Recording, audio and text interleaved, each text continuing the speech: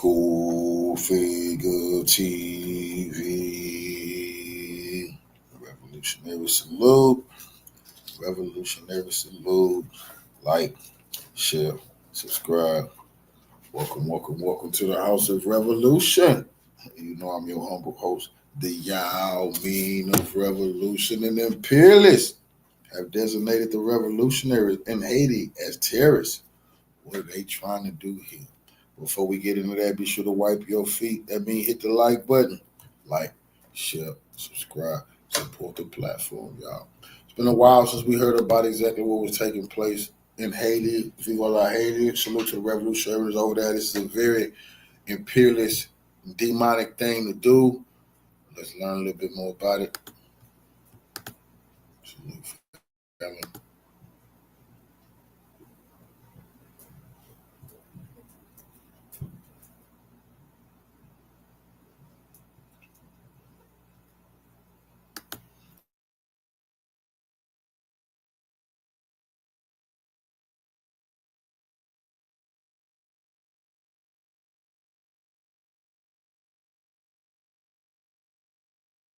Captured media. It's Friday evening, almost 6:30 here in Washington, D.C. And I'm going to be discussing the latest news on Haiti. The Department of State under Marco Rubio, Secretary of State Marco Rubio, has designated some armed groups in Haiti as foreign terrorist organizations. And these are not just mere armed groups, but we're going to get into that. What are these groups? Who are they? Myself and my partner in crime, Kim Ives of Haiti Liberté, are really the only independent journalists to have covered this stuff.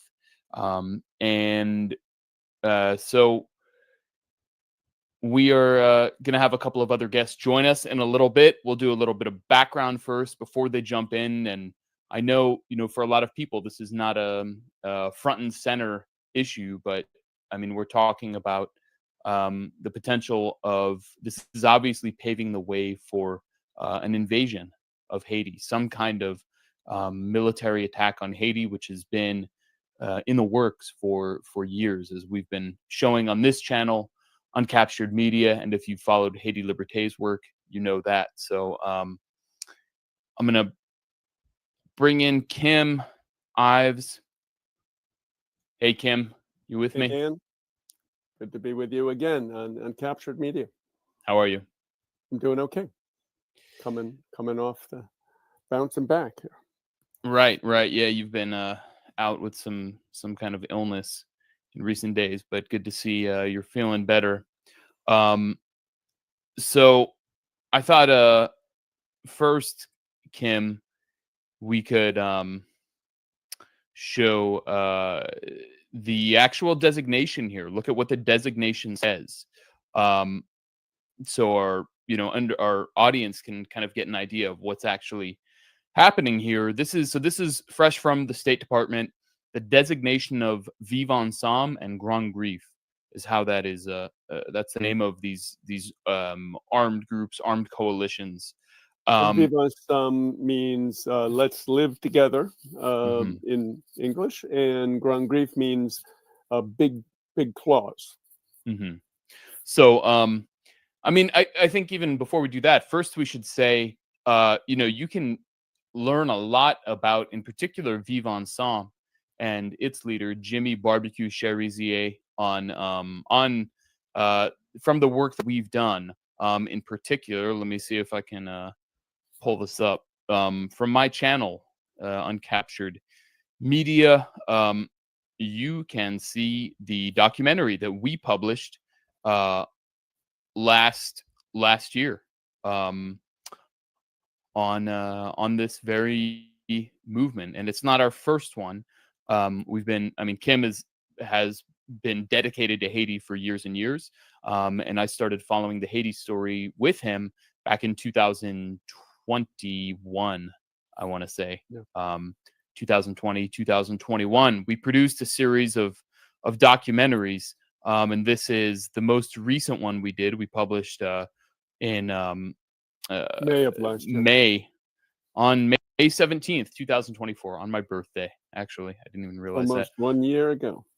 Yep, exactly. Almost 1 year ago. So we published this documentary. Maybe we can show a little bit of it even. A revolution is underway in Haiti, and the United States seeks to crush it. On February 29th, okay, it's struggling. But you can see this documentary, which really lays out what is the struggle in Haiti.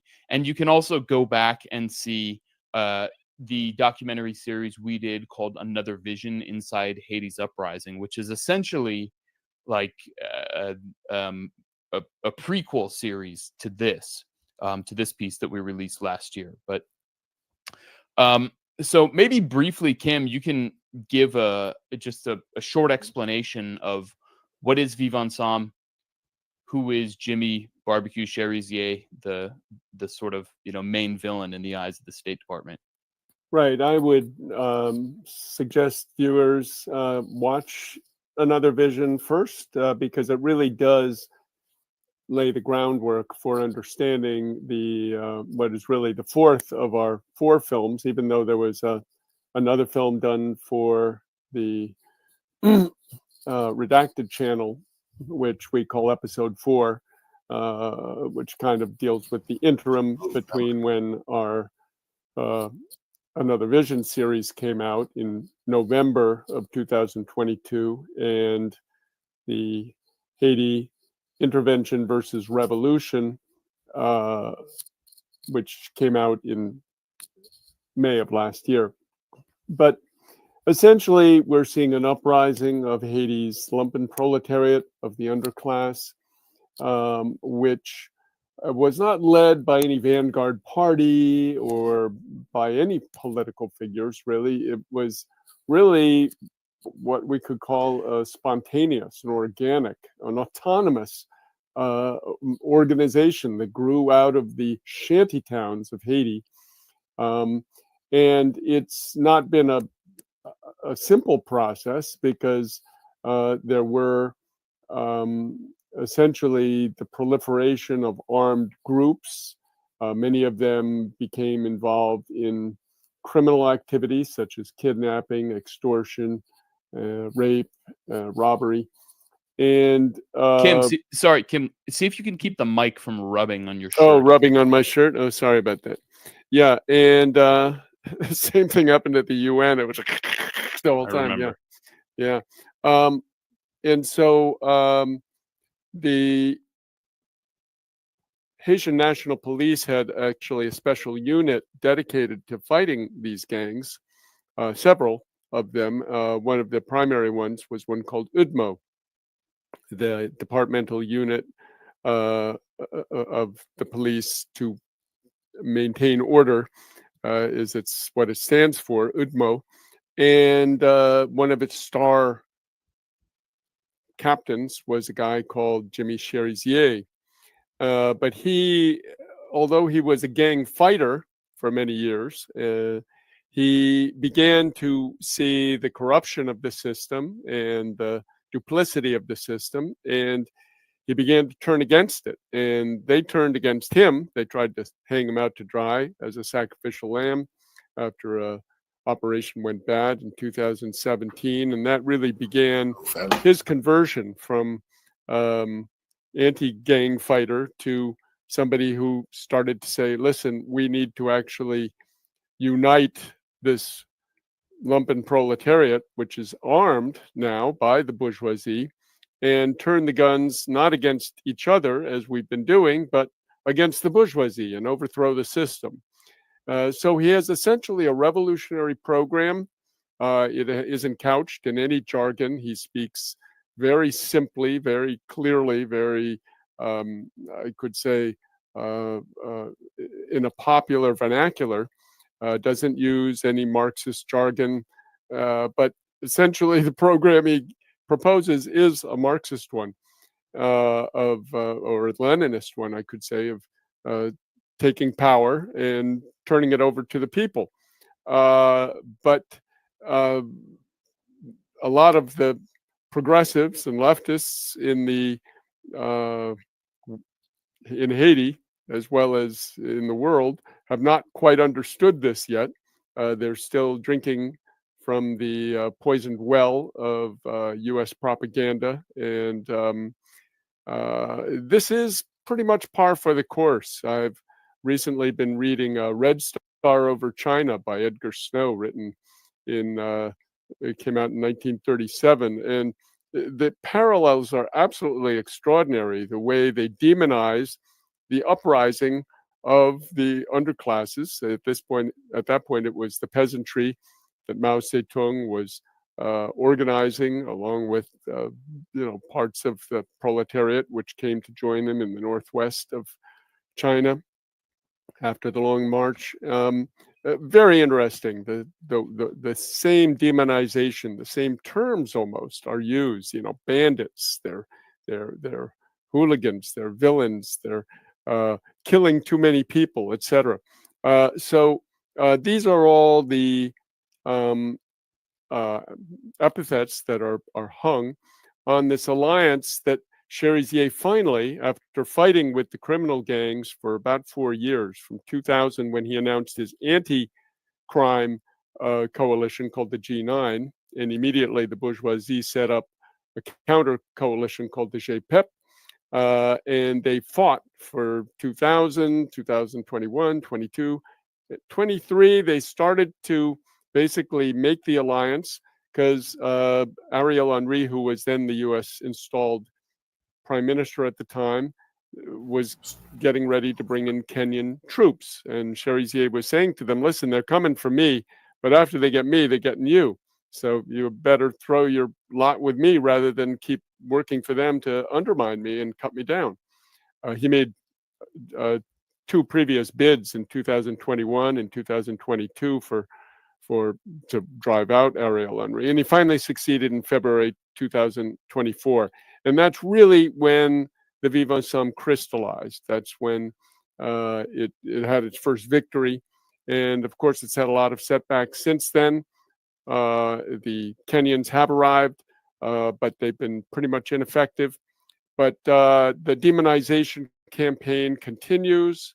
And for many people who haven't been following our reporting and the analysis that comes out weekly in Haiti Liberté, every Wednesday the paper comes out. You can find it at HaitiLiberté.com. And you'll find the films also on the Haiti Liberté channel of YouTube, as well as the Uncaptured Media channel. But those films and that reporting, and of course the redacted piece called Special Report on Haiti from November 2022 as well. Those all really help to give you the background on what Viv Ansanm is and why Rubio is going after it now with his terrorism charges. Right, and you mentioned the ouster of Ariel Henry, who was the what they called the interim prime minister that the U.S. appointed after the still unsolved assassination of the president of Haiti, Jovenel Moïse. And basically right after he was assassinated, Washington appointed Ariel Henry shortly after. And Ariel Henry was also one of the top suspects in the still unsolved assassination of the president. And so actually, if we look down on this designation that the State Department released today, here it lists that why did they do that? Why did they designate these guys as foreign terrorist organizations and specially designated global terrorists? And they list the groups provide a unified platform for criminal groups to use violence to destabilize Haiti and quash actions aimed at restoring state control. Viv Ansanm has launched coordinated attacks, etc., and forced the resignation of former Haitian Prime Minister Ariel Henry. So Ariel Henry was backed by the Biden administration, even though he was universally reviled in Haiti. And the secretary, the undersecretary for Latin America, Brian Nichols, at the time, Revolutionary salute to our queen, by Capricorn, for the donation to the war chest. Revolution is a way of life. Absolutely appreciate the love, queen. Salute to you. He said that we're supporting him because he's rolling back fuel subsidies. He's which we've wanted him to do for a long time. So so you just see the totally anti-democratic nature of this. I mean, what I want to do is just kind of, we'll get more into the nature of Viv Ansanm when our guests join in a little bit. But I think, Kim, you and I can really just point out how insanely hypocritical this is. I mean, when I think, of course, of what's occupied my mind for the last, 18, 20 months, wherever we are now, is the genocide in the Gaza Strip that the U.S. is a partner with. It's not even just that it's supported. So, I mean, we've just watched children, men, women be obliterated on our phones every day, and we're just peering into this horror that the Biden administration and now the Trump administration has supported in every way possible. They're the sponsor. Exactly. And for Marco Rubio to suddenly claim to care about, human rights and to be opposed to terrorism just reeks of hypocrisy. Doesn't even begin to describe it.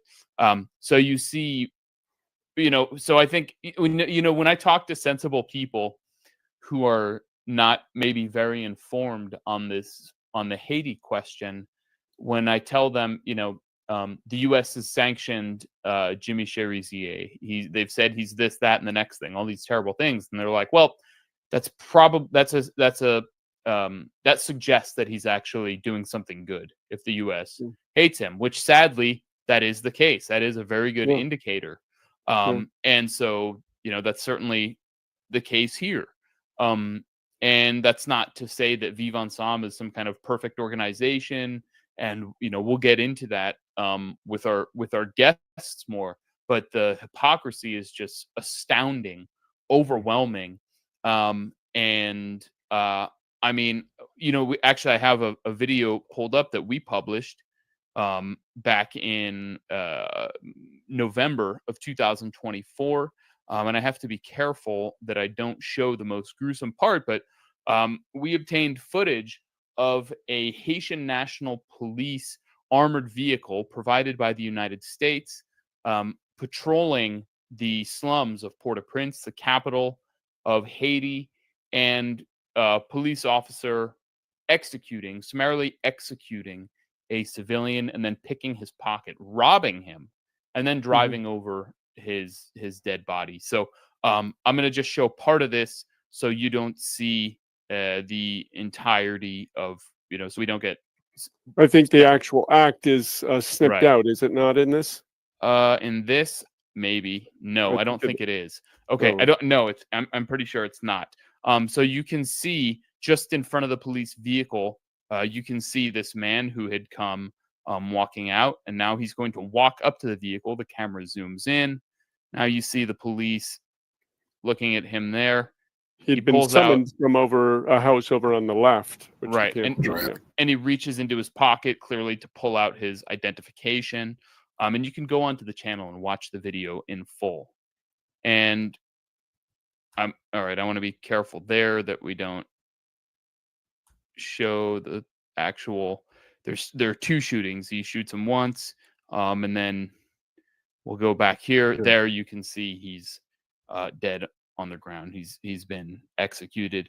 The police then turn their turret. Oops.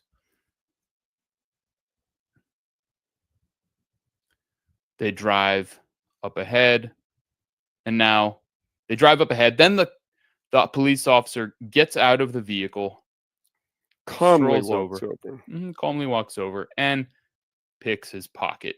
See what he has.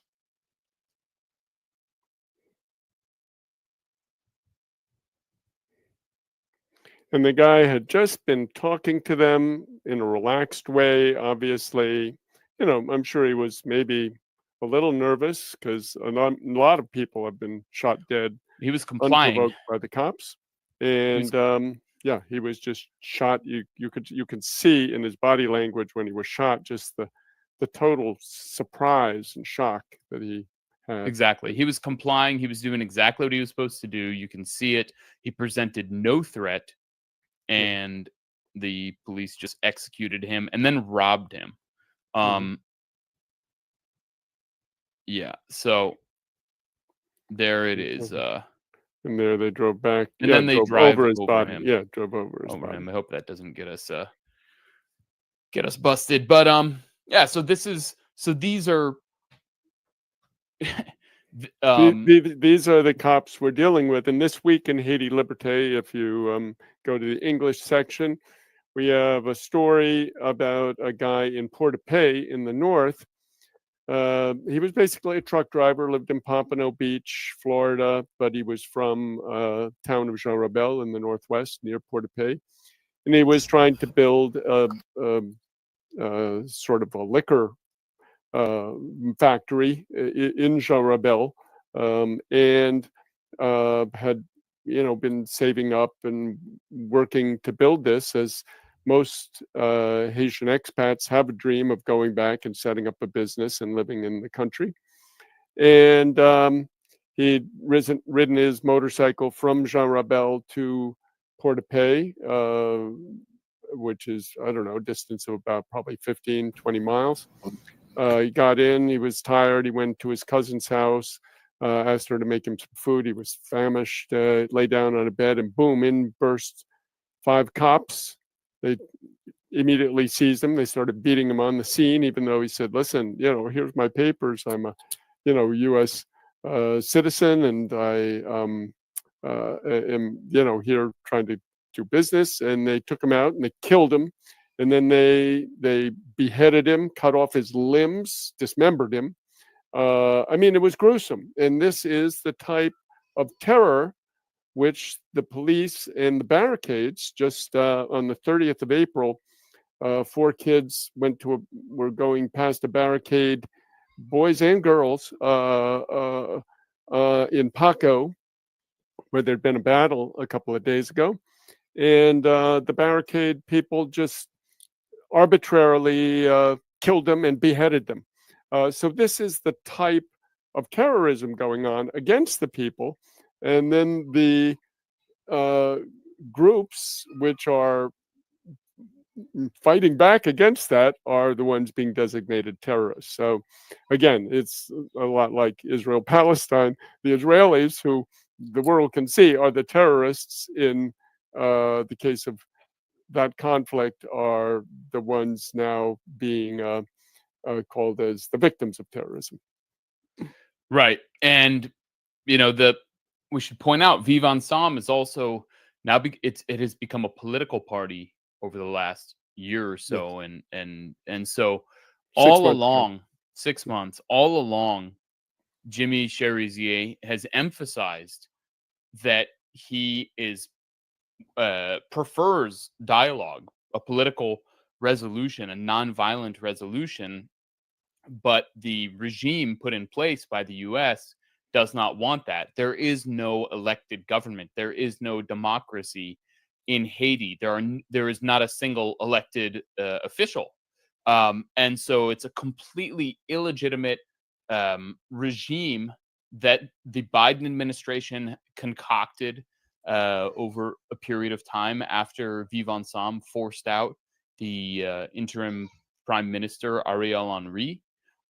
And this is the status quo. So Marco Rubio, the State Department, the U.S. just expects that Haitians are going to just accept that they do not get a say in their country's matters, as police are just gunning down people in the street, murdering, executing, disappearing them, and their paramilitaries, just like in Colombia, the paramilitaries, which were the even more vicious arm of the police. Right, exactly. Or as vicious arm. Exactly. Do you want to check with our guest? Yeah, They I should think be. Curvins and do you see either Oh, of here we them got. standing Okay, in? we have Curvins. We have Curvins Okay. in. Do you want to hear? I'll bring I in guess bring in Curvins. Curvins. Hey, Curvins, how are you? Hey, I'm doing pretty much good. I'm okay, just shocked by the news. Yeah. Did you hear our discussion leading up to this? Oh, no. You Oh, just you did not. joined. Okay. Okay. Well, maybe Kim, do you want to introduce Curvins so our audience knows a bit? Yes, Curvins Louisin is a, I guess, what can we call him? An influencer. He is an analyst who has a presence on TikTok and YouTube and Twitter, X, and other platforms. Instagram too, I believe. Curvins, yes, Yes, I think so. yes, and he's got many diplomas. He can tell them if he'd like, but primarily he is an analyst who has a deep knowledge of Haiti and is very articulate. He's written a couple of articles, which we've published in Haiti Liberté as well, and which he sometimes publishes on X. And one of the main reasons we did want to invite Curvins is he was on December 2nd of last year, basically exactly 6 months ago, or he was designated as somebody who was supporting the Viv Ansanm, and the police put out a warrant via Interpol as well. The Haitian National Police. The Haitian National Police. The Haitian National Police, who you just saw a video of, them executing a civilian. Yeah. Those police. Saying that he should be arrested, apprehended, and arrested. And so, Curvins, you could take it from there. You were surprised by this. It was you. We will be joined by Ralph Laurent, who's that's his more or less media name. Max Louisin is his real name too. No relation to Curvins Louisin, but they were both named on this, as well as a woman, Bertha. Bertha's last name I've forgotten, but they were all basically very speciously, ridiculously accused of material support, aiding, gun running, I don't know what all, simply because they had the temerity to opine and analyze in a way that did not match the State Department's analysis, the situation on the ground in Haiti, particularly with Viv Ansanm. So, Curvins. Curvins, let me. Yeah, okay. Oh, Dan, you got something more? Well, Curvins, when you came in, you said you were surprised by this designation of Viv Ansanm and Grand Brief as terrorist organizations. Why were you surprised? Let me ask you that. Oh, first of all, can you hear me perfectly? Yes, yeah, you're very clear. First of all, the reason that I'm surprised is because designated a criminal organization or any sort of organization as terrorists in a country has never helped. We have many examples, as we saw what happened in Afghanistan. We saw what is happening right now in Mali, Burkina Faso. As the French did it. The American tried many times in the Middle East. It didn't work. Actually, it aggravated the situation. So right now, we all know that the Haitian government is instrumentalized the justice system to go after anyone who's against what they believe as the solution. We all know that, these things will eventually lead to innocent people paying for what is happening, because they will not go after the architect of this organized chaos, like I call it. It's an organized chaos, a control anarchy over there. We all know what is happening, and they're not going for the head of the snake. They just keep cutting the tails. Mm-hmm. The head of the snake being the Haitian bourgeoisie, in your analysis? I would basically be more specific. The financial sector that control, the whole criminal economy of Haiti. Yeah, but in many ways, this is closely and deeply linked to U.S. interests, is not? Exactly, because of the type of interest they have in Haiti, and they even said it. They say that what is happening right now is kind of destabilizing their interest in the region. Mm-hmm. Okay. Yes. So, Kerbins, you were. Can you tell a little bit about when you found yourself the subject of an arrest warrant on the part of the U.S. and you did some fight back in your own way, as I understand it? Maybe you could talk a little about that. Actually, the first thing I realized is I heard stories about these type of things, but I never believed that it could be true, that they would use such a prestigious institution to go after people who disagree or just people who just speak up. Because at this point, it's not even about disagreement or agreement. It's basically once you speak up, you are a problem to the system, because the way they control these people is by fear of speaking up, fear of saying anything, The second thing that I realized in that moment is just like now I'm skeptical about many people that they say that are guilty. I'm asking myself, are they really guilty? Or is just the same thing that is happening to me that is happening to them? Because now you cannot believe a word of what the government is saying or any state institutions are saying. You become a little bit skeptical because you're asking yourself, what is the truth? Because you know that they're not telling the truth. They be fabricating evidence, they be photoshopping evidence, all type of things over there. The third thing is I finally realized how incompetent they are in terms of when I tried to contact those institutions, I couldn't get any of them, which is crazy. Imagine that they saying that they When are you say after me. those institutions, who do you mean exactly? I tried to call the Interpol? DCPG. I couldn't find them. Can you, for the audience, can you give the English what that acronym means? It's like the Judicial Haitian FBI. Police Department of Haiti, basically. I tried to get in contact with them. I couldn't. I was the one that told the Haitian National Police that they are after me. They didn't even know. Can you imagine that? Like, I called them and I told them, look, I found this information over the internet on you guys' official page. So what is going on? And they didn't know. They didn't know that they were even looking for me, which is crazy, right? They lied about Interpol going after me. Interpol is not aware of that. Is basically unaware of that. I called the U.S. Embassy. They didn't know anything about that. The State Department, they didn't know anything about that. So it's just to show you that down there, it's pure lawfare. It's like anyone who disagree or speak up, they will try to find a way to shut you down by any means necessary.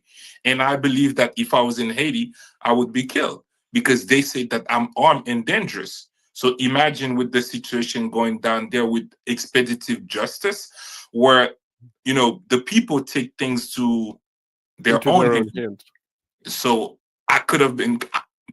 Eventually, I would have been killed. Yeah. I think on a legal front, Dan, one thing we should note about this moment is that what the people should understand that theoretically here in the United States, you can have any opinion of anything, even a terrorist group. You can say, I think they're doing good things. In the past, it has been like that. That it doesn't mean that you could send supplies or material support to them, but you could have a favorable opinion and voice a favorable opinion. But now what the Trump administration has begun to do, and of course the first case of this, which has now been repeated several times, was that of Mahmoud Khalil at Colombia, who a green card holder who made no statement of support at all for Hamas, or he simply said what Israel's doing is not right. And they arrested him, and he's in Louisiana fighting for his freedom now. So it looks like now more and more, it isn't even, the line is not being drawn at people who send material support or send any kind of aid, but even voice an opinion, which is not the U.S. line. They also can be victimized in the same way that Khalil was. And do you fear something of that nature, Kervins? It's a possibility because at this point,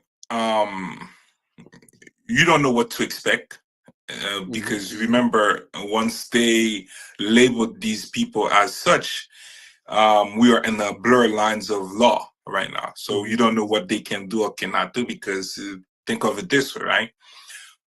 However, I'm hoping that the people of Haiti will finally open their eyes and see what's going on, because they have most of the people that they sanction in their territory living in the U.S. They haven't done anything to them.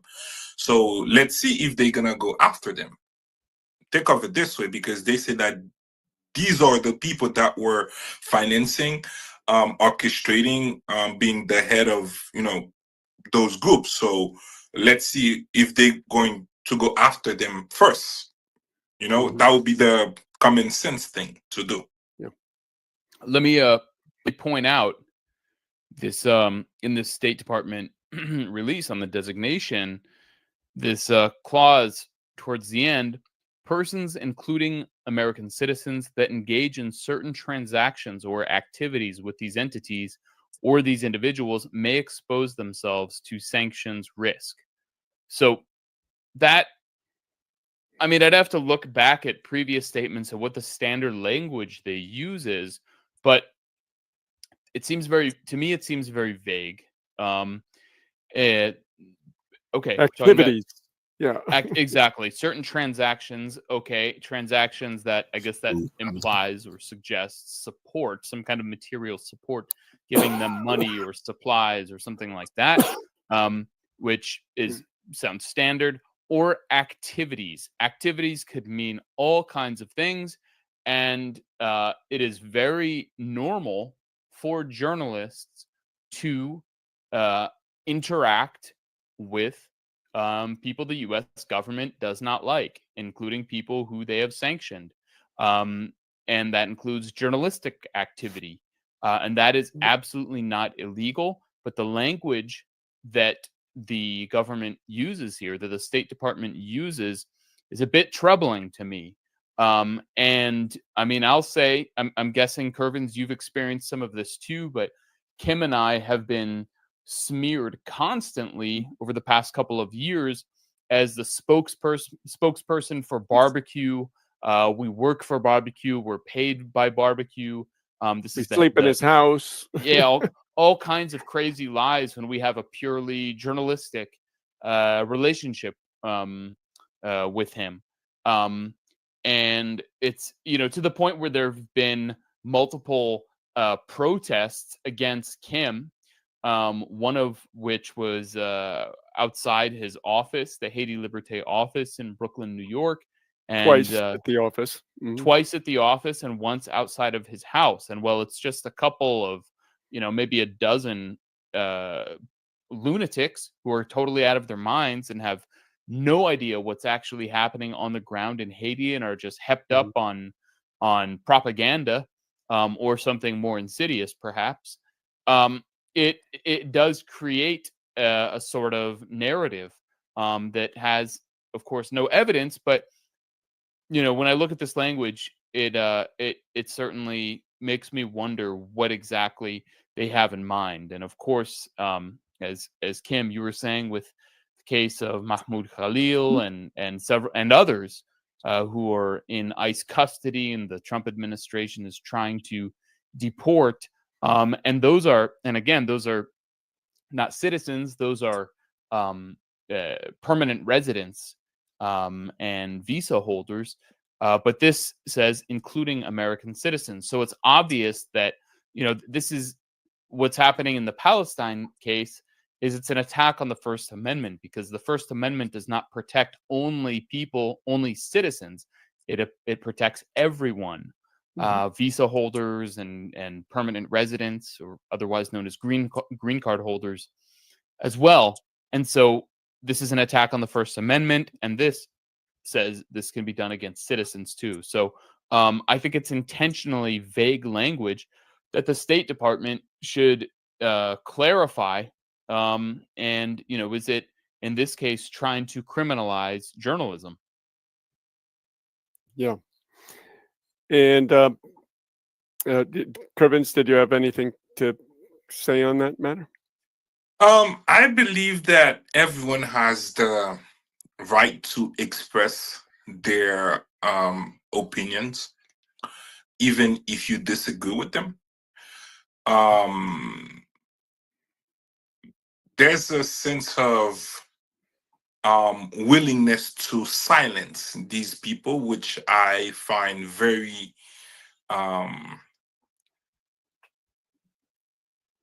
annoying, in a sense. Why I say that?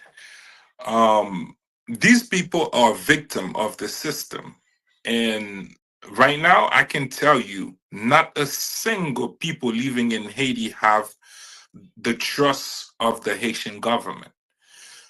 When the Haitian government says they're going to do something, they can't. They can't do it. They don't have the means. They don't have the power to do it. They don't have the authority to do it. Meanwhile, these groups that they're labeling as terrorist group, when they say they are going to do something, they do it. They do it. And often they prove many times to us that what the governments are saying are lies. So right now, I think they are trying to silence these people and also silence anyone that gives them a platform to speak up. Right. And what kind of world are we living in if we cannot get both sides of the stories? I'm not saying that, everything that the governments are saying are lies, but I want to know what they're saying too, so I can make my own conclusion. And I believe that's how you get to solve an issue too, by having both sides, and by doing that, I truly believe that it will radicalize these people, because if you stop someone from speaking, then they become angrier. Because that option is out of the table now, because there's no such thing as communication, negotiation, or expression. It's just do or die. And that's what they are doing to me. Yeah. Right. And that's clearly what they've been doing with Viv Ansanm. Their spokesman, Jimmy Cherizier, known as Barbecue, is a very articulate, very charismatic, we could say, figure who speaks quite regularly on YouTube now, primarily on the channel of Ralph Lauren, who hopefully will join us shortly. He's actually we have him here. He's ready. He's ready to jump in. Let's bring on Ralph. We got all right. Hi, hey Ralph, can you hear us? Ralph. Yes, I can hear you. Can you guys hear me? Yes, we hear you loud and clear. All right. Have you followed some of the discussion up to now, Ralph? Yes, it's been a few minutes. I've been on listening to you guys, and I thank you for having me. Thank you, Dan. Thank you, Kervins. Thank you, Kim. So I'm glad to be here to talk about, to speak the truth. Yeah.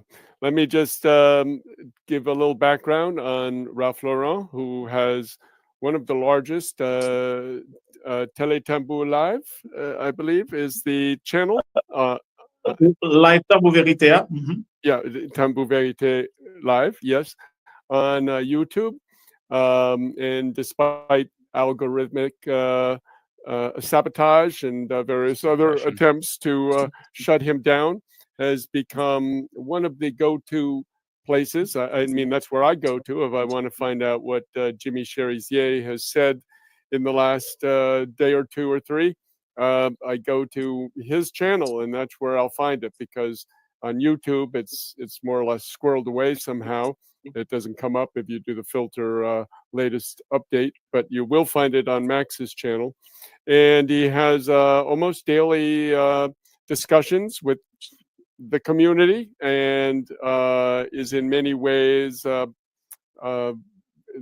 voice here in the States, but also was one of those, along with Curvins, who was designated as a criminal by the Haitian police, Haitian National Police, the same Haitian National Police we saw gunning down people in the street. So, Max, your thoughts on this latest designation by Marco Rubio of Viv Ansanm as a international terrorist organization? Oh, thank you again for having me, guys. Today, what hit me harder today when I see what this note came out, or this information when it came out, is the hypocrisy and the lies. It's a document that is filled of hypocrisy and lies. Hypocrisy. I'm reading one of the paragraphs where it says, Haitian gangs. If I look at this, it says Haitian gangs, including the Viv Ansanm coalition Grand Griffe, are the primary source of instability and violence in Haiti. Now, this is a big lie. I'm starting with the lie. Why? Because violence, whoever is doing violence, it's violence. Whether you are a Viv Ansanm, whether you are HNP, whether you are Wakale, it is violence. And there is so much criminal, executions going on in Haiti, committed by the HNP itself via the police. Just to be clear, the HNP is the Haitian National Police. The Haitian National Police. Sometimes, yeah. Thank you. The Haitian National Police, via that unit named UTAG, UTAG, and it is a very violent unit of the Haitian National Police, committing really, really nasty crimes in the country. And you have the Wakale movement, which is another criminal association created by those who want to fight Viv Ansanm. So these people, like the most recent one, on the night of what is today? Today's the 2nd. On the night of the 30th of April, they massacred at Paco, near Paco, Avenue N. They killed, massacred, beheaded, and burned 4 young people. And they accused them of being Viv Ansanm informants without any proof. They just killed those people. Now, when I look at this, saying that Viv Ansanm and their ally in Latibonite are the main source of violence in Haiti, that shocks me. I'm shocked because we know the truth. The truth is out there. Some people just don't want to go and find the truth, like you guys do. Then, Kim, you guys have been risking your life going down there just to help the people around the world to listen to both sides to the other side of the story. Because most of the time, the truth is the untold side of the story. Most of the time, it's the truth is hiding or is hidden behind the untold side of the story. So I think, to me, it is a machinery of intimidation, trying to shut down those like you and me who are trying to shed lights on the blind spot of the situation in Haiti when it comes to violence and criminality and crimes that are happening in Haiti. So I think what happens is the same as years. For many, it's been going on for many years. The people who tell the lie, they come here, they come to the State Department, they tell the lies, and they make victory. They get victory. They go with it, and they take decisions based on those lies. All right. So it doesn't make any sense to me. And there is another thing I want to say about this is in Latibonite, you have three major groups, criminal groups. You have Basganri, you have Kokoratsaras, and you have the coalition. Why only which one? Basganri is on the list. Right? What have you done with the other two? What have you done with the other two? And they're doing the exact same thing. They attack each other's neighborhood. They kill people. They kill soldiers or fighters. It's the same thing. Why leaving to the side the other groups? But coalition and are pro-government. Pro-government, because they're pro-government, right? And if we're talking about people killing people, everybody's killing people. Guapali is killing people, and they kill more people. I assume it. I know what I'm talking about. They kill the Boakali movement and the Haitian National Police through those two units, All Black and UTAG. They kill more people than Viv Ansanm does in the country. But what happens is the pro-government crimes are covered by the media and the local human rights organizations. They are not publicized. They're publicized, but they're covered.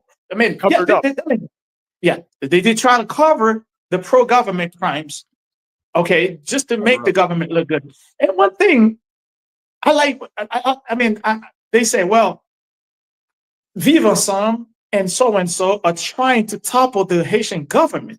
Which Haitian government are we referring to? 9 presidents placed in power by the Western countries to take care of their business. And the same State Department doesn't really, they're not informed. It's like, oh, well, they don't know what's going on in Haiti about people, tens of people being killed every week, every month. And so many people get killed by Boakali every day. Do they have this information or not?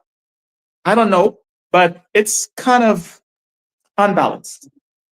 Yeah, I think they know very well, actually, Max.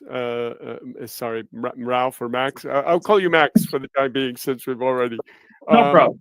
I think the State Department, when you see them taking a position, they've done more homework than any of us. They know very well what they're doing. So for both of you, I'll throw it out to both Kervins and Max. How do you see this affecting the community at large here in the United States?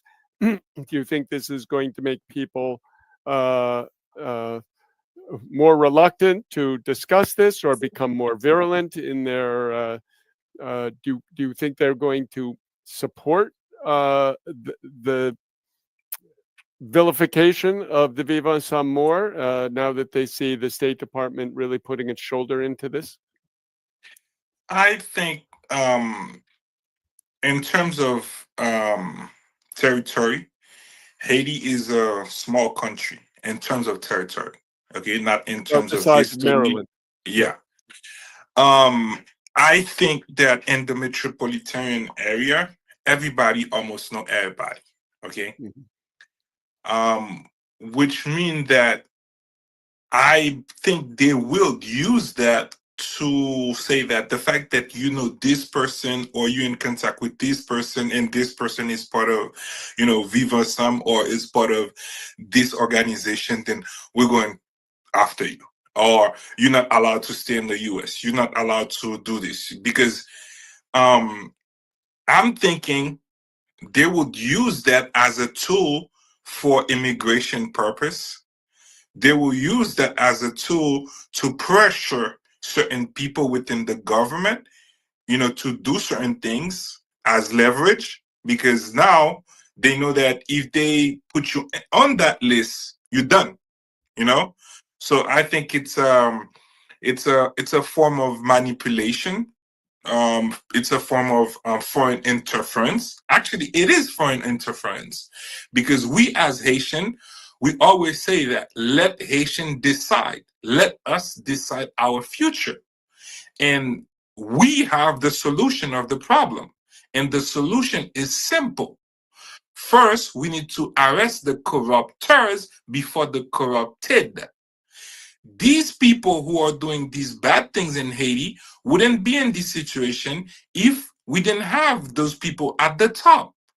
At first, people always talking about violence, but there's no such thing as um, revolutionary violence or reactionary violence without institutional violence. If the state wasn't doing any violence to the people, they wouldn't be out there doing what they are doing, because there's economic inequality, social injustice, impunity. All of these are the factors that got us there. If we need to solve the problem, we need to go to the root of it.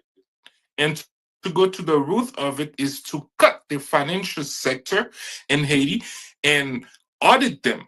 Go to the ports and understand what's going on. Because without these people, I believe that, Viva Sam or any other group wouldn't be able to do what they are doing. So the politicians are part of it, the economic elites are part of it, and the international community is part of it, because they know what to do. They just don't want to do it because they want to go their way, because they have an agenda in place. They're trying to implement it. Okay.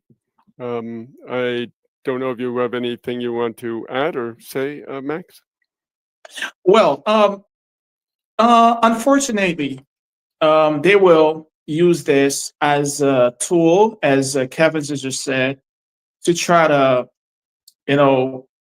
scare people like me, even like you, Kim, and to stop us, prevent us from, looking for and finding the correct information to feed our audience, and why not the whole world, about what is really going on. But we should not let this intimidate us. We should just remain professional, know our rights, do what we have to do, and do it right. This information coming out today didn't really make that big noise in the Haitian community, and I was stunned. And some people, some Haitian people, see it as a maneuver to try to. They think it's the international community, the State Department is trying slowly to destroy Haiti, continue to destroy Haiti, and give way to the Dominican Republic to take control over Haiti. And these are the comments I'm seeing out there. And they said, well, if you look at it, the Dominican Republic president was the first to mention that, oh, well, Viva Sam is a terrorist group. It's like he was the one campaigning just to get this result today. And Marco Rubio, he's one of those figures of the international community who looks down on Haiti so badly. I will say it. I remember in 2018, when the Dominican Republic shook hands with China. And Senator Marco Rubio was the first one to come out and said, well, it's like saying, I dare Haiti to do the same thing. And less than 3 weeks later, the head of state of Haiti, I'm sorry, had to jump on a plane and go to Taiwan. And what did it come out with? What did it bring back home? 5.2 tons of rice. Mm-hmm. That's what he brought back home. And recently, Senator Marco Rubio, was in the Dominican Republic, head to head with the Dominican Republic president. What is going on here? And the president, the Dominican Republic president, was deeply involved in that what do they call it, MSSS, whatever, this MSS. international mission. I mean, if you look at it, that's how most of the Haitian people see it. They think there is something being plotted behind closed doors, but they just put this forward, the Viv Ansanm forward. Well, there's something else going on. That's how they see it, but it doesn't really shake the community. Yes. Yeah, we should maybe say, I know we may be running low on time, Dan, but we should just say people should understand Haiti is in a very strategic spot in the Caribbean, between Cuba to the west and shares the island of Hispaniola with Dominican Republic to the east. Much of the business of the U.S. interests that were in Cuba before the revolution moved to Dominican Republic and Puerto Rico after the revolution. So Haiti is seen as very strategic, very important. And as we've discussed previously on these live streams, the Global Fragility Act, people can look at those live streams, or the reporting in Haiti Liberté, is a law signed under Trump in 2019, pushed also by Biden, total bipartisan support, which aims to essentially put a U.S. military base in Haiti. So we know their end game is to set U.S. troops under a 10-year deal, a contract under the Global Fragility Act in Haiti. So all of this is maneuvering towards that, and the Viv Ansanm is standing in the way. This is the big problem, because there is no elected government in Haiti. As Max said previously, the government that is there is completely parachuted in by Anthony Blinken in April of last year, with CARICOM acting as his surrogates, handmaidens. And so we have a situation which is extremely delicate and very explosive for the U.S., and they're trying to find a way to stabilize a totally out of control situation in Haiti. Dan, I don't want to overstay our time, but let me know. It's okay. I would like to, let me add something. I mean, okay. I think it's also important to point out that this is not just a policy that has come out of nowhere with the young Trump administration, which is just a few months in. There has long been an effort to, as Kim was explaining, to have a military intervention in Haiti. And the U.S. prefers that to be what they call a small footprint, using special forces, using proxies, this kind of thing. And this is where the MSS, the Multinational Security Support Mission, yep, came together. That was crafted by Anthony Blinken, and they tried to get so many countries to lead it, to be the face of it, to send their men. And the Canadians kind of declined, and the Brazilians did too.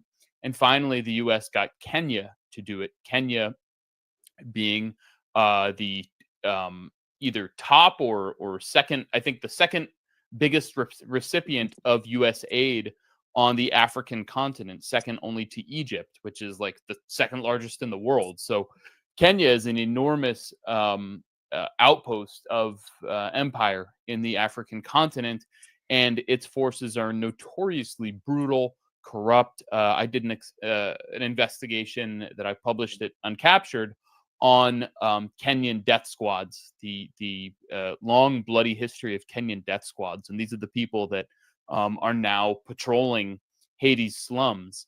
And so I want to show that, this is not something that's new. In fact, when Trump was elected, we can show this article in the Miami Herald, this op-ed from James Foley, who was the U.S. ambassador during the second U.S. orchestrated coup d'etat against Haiti, then the President Aristide, and 2004. Yes, in 2004, under George W. Bush, and his op-ed when when Trump was elected was Biden couldn't sell a Haiti intervention. Trump can and should. And that's actually something that I had been arguing for a while. I'd said, this stream and on our streams and others, was that I thought a military invasion of some sort was more likely to happen under Trump administration than Biden, because under the Biden administration, it's basically, I thought it's kind of hard for them to sell like invading a black country because they have to do the woke thing. And so part of at the same time as Biden is pretending to be racially conscious and sensitive and all these things, Trump and particularly on X, they were doing total demagoguery of all the claims about cannibals in Haiti, when there was one video that surfaced of one nut job eating some human flesh, and that suddenly became evidence of cannibal gangs in Haiti, and the migrants coming to the U.S. from Haiti are cannibals, and that's why we have to go and stop the cannibal gang led by barbecue. And that was J.D. Vance and Trump and all these MAGA influencers were promoting this narrative. So that just made it totally obvious to me. I'd been saying it before that, and then here we go. Trump gets elected, and we have James Foley, the Imperial hand, coming in and just saying it straight up that it's going to be easier for Trump to sell. I like the word. The word "sell" is so I think important here, because it's not not to lead, it's to sell it to the public. And I think the key paragraphs here. Should Washington refuse to intervene, the door would be open to an external power such as China to fill the void. So this is, for the U.S., this is about much the geopolitical chessboard. This is about keeping China out of this hemisphere, and also reestablishing or reaffirming U.S. control of Haiti as the U.S. pulls out. I mean, especially now with Trump's tariff war, this whole this ill-advised economic war against China, in this ill-fated supposed attempt to reindustrialize the United States. Haiti is a long-time source of maybe the cheapest, or most exploited. The U.S. has exploited the labor force of Haiti for decades and decades, and as the manufacturing base, the U.S. forces the manufacturing base to leave China and Southeast Asia, Haiti has renewed importance in this strategy. I mean, the way James Foley couches this, Trump is opposed to endless wars and pointless expenditures of U.S. lives and resources overseas, but he also revels in demonstrations of strength. Repeated experience proves that Haitian street gangs are paper tigers, When confronted with U.S. military force, they crumble. I mean, that's an enormous claim that, I mean, all three of you guys, I think, could talk about. But the idea that, if Trump decides to send some Marines into Port-au-Prince, that the armed groups would just simply would, as they said, crumble, when in reality it would be just a horror show. It would be extremely bloody. Not only not only would you see American troops coming home in body bags, but for these densely populated neighborhoods where there would obviously be massive civilian casualties, and the armed groups there would have basically an endless pool of recruits for people who want to get these foreign occupiers off of their land. So if there's any way to raise the profile and to make Viv Ansanm look like patriots fighting a foreign invasion rather than criminals that the State Department wants Haitians to believe, that's exactly how to do it, is by following the advice of James Foley and the warmongers here in Washington. So I don't know. I mean, and whoever wants to respond to that idea. One other thing I'd like to just throw in there, Dan, before Curvins and Max jump on it, is Foley says, it may be in this piece, I don't know where it is, but essentially that Haiti is prone to destabilize and we have to periodically intervene. And it's very similar to the Israeli doctrine of mowing the grass. That is, there's this notion that, these are just unruly people. And, we've had a piece in Haiti Liberté where we compare Haiti as the Palestine of the Western Hemisphere. But I thought Foley's in presentation of Haiti as this place which is just endemically anarchic and constantly going to need an intervention to set them straight, et cetera, was one more indicator of this totally interventionist and arrogant U.S. outlook. Max Curvins, if you'd like to say something on it. I would say that often the U.S. Believe that the only solutions to any type of problem is always violence. And I don't think in this situation that violence will solve the problem. In fact, I think if they try to send Marines in Haiti, a lot of civilian people that we so-called civilian for now will probably join these people to find the Marines, because we are sick and tired of U.S. interference. And they need to understand that what we are asking is basically an eradication of this system that is in place. We want new heads, new elites, because these people in place, they will eventually generate the same issue that we have today, maybe not tomorrow, but in 5, 10, 20 years from now. This would not solve the problem. It would radicalize Haiti more and more, because we know because the issue is impunity. If people are not paying the consequences of their actions, what makes you think that the people with the guns would just, accept to lose? Because when they know that the people that gave them the guns, the people that started the whole things, are living in this luxurious palace, with their wife and the kids, is not even in Haiti. The funny thing about this part is most of the people that are orchestrating this organized chaos are living in the U.S. Yeah. So if the United States wanted to help, they know exactly where to find these people. Absolutely. Next. Yeah. Well, it is always the same repeated stories.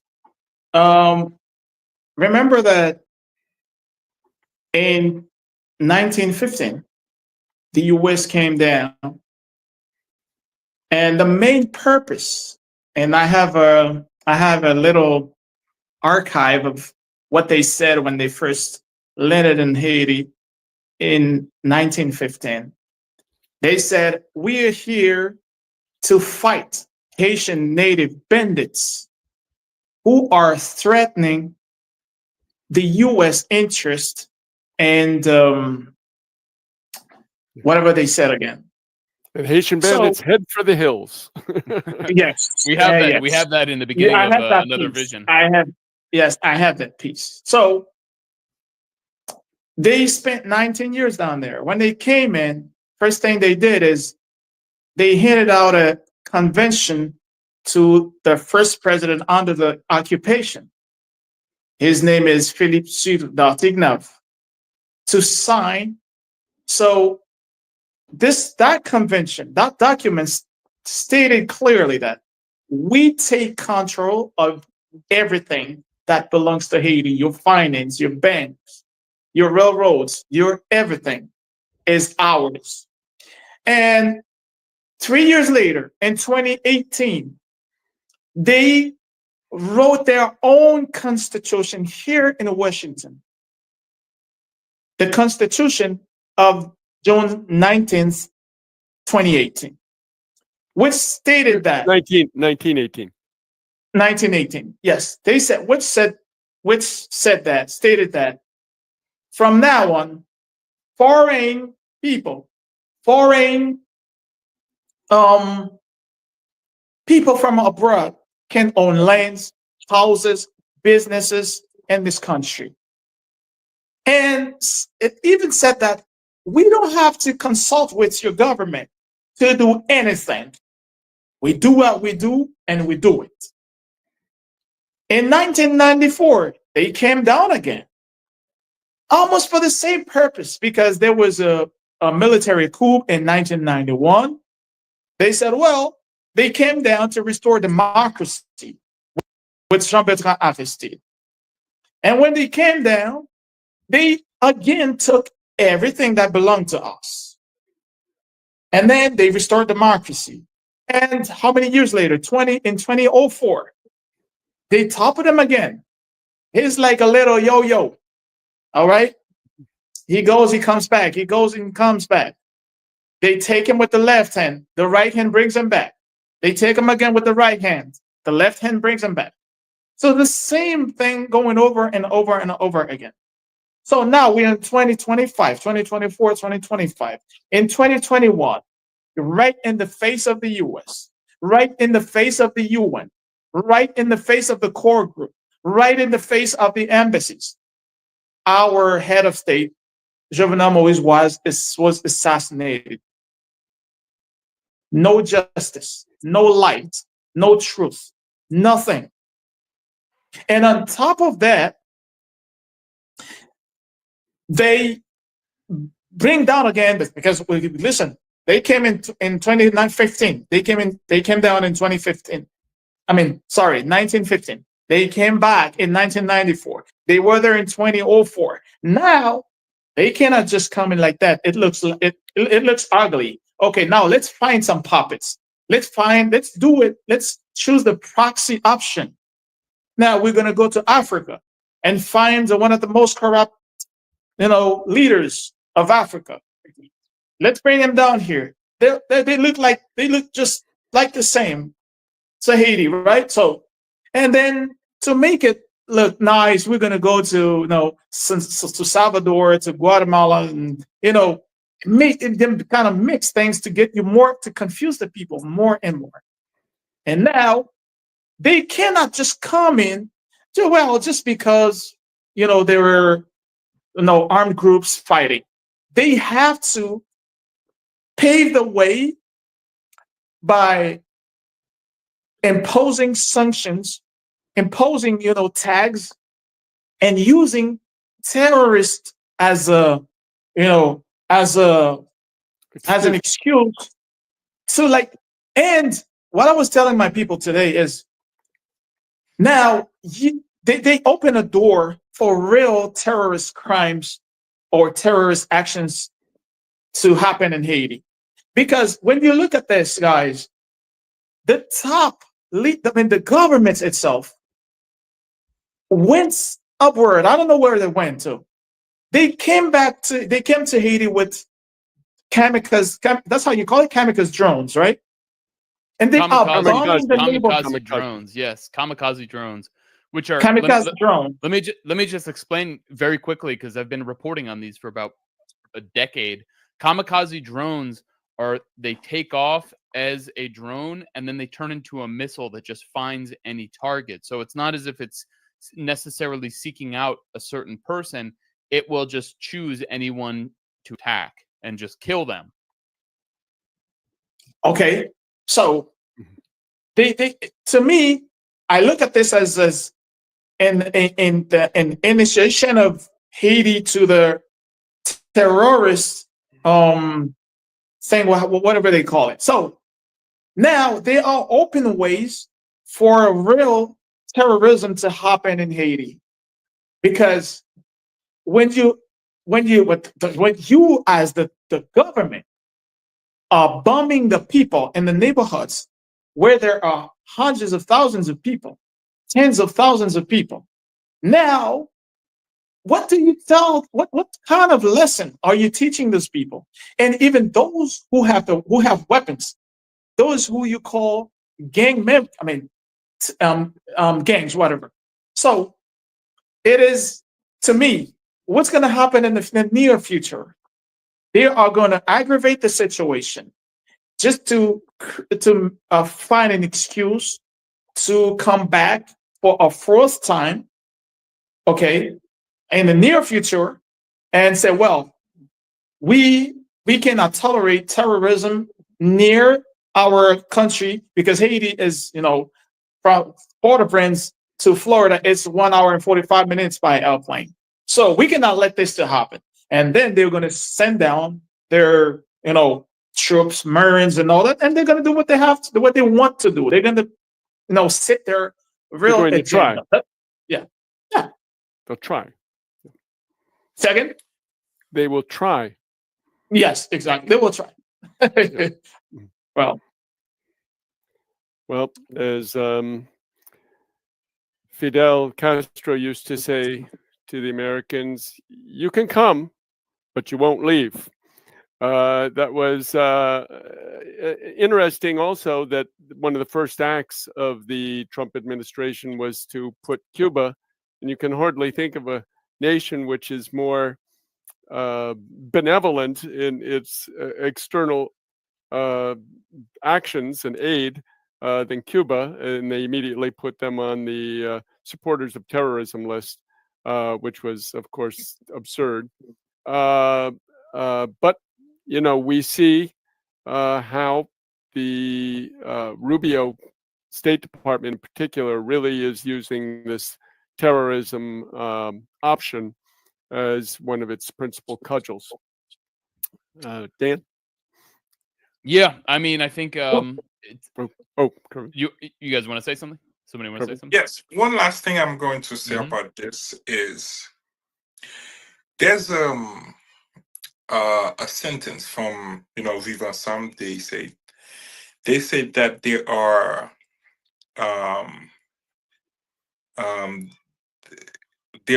basically, they say a quote from 50 Cent: if life is hard, then death gotta be easy.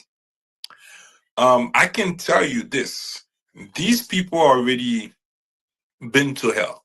They know what the hells feel like it, and they have been conditioned to live in hell.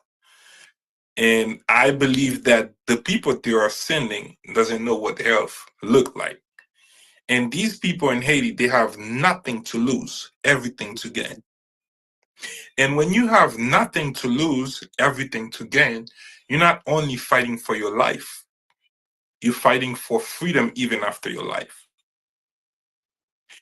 And I can tell you, not only people that are part of Viv Ansanm that feel the same way, but a lot of Haitians have that same feeling in their head, because they feel like they need something to fight for. They need a common enemy. And I believe that if the U.S. come, there will be what needed for the people to spark up whatever they want to achieve. Because right now they feel like they are fighting against themselves. But think of it this way: the enemy of my enemy is my friend.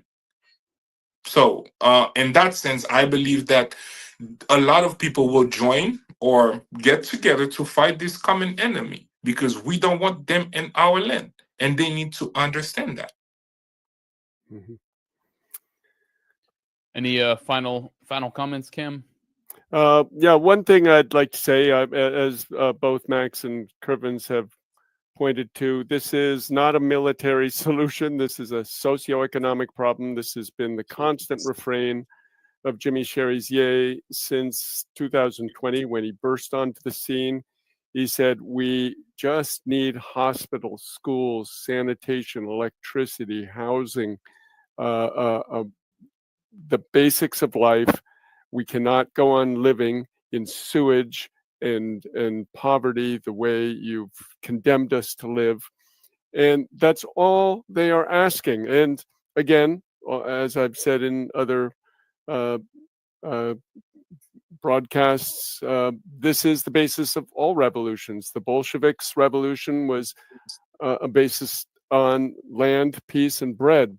They're simple demands. You are just trying to allow the people to live, but they're trying to squeeze the Haitian people.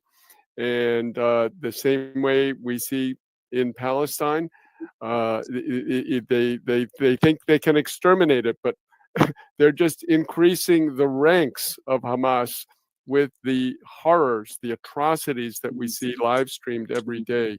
So to me, you want to open another Palestine 600 miles southeast of Miami? Go ahead. You're going to reap the whirlwind, because the Haitians, one thing is for sure, they, as Kervins was saying, or as Jimmy Cherizier said, we died already. We're already dead.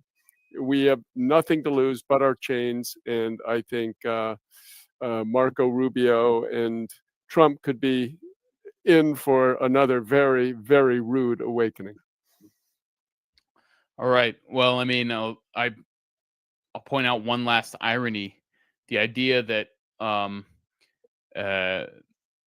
Muhammad al-Jolani, the leader of the group formerly known as Al-Qaeda, former Al-Qaeda and ISIS leader, who is now been appointed as head of state of Syria, just like Ariel Henry was appointed, is not considered a terrorist anymore by the United States.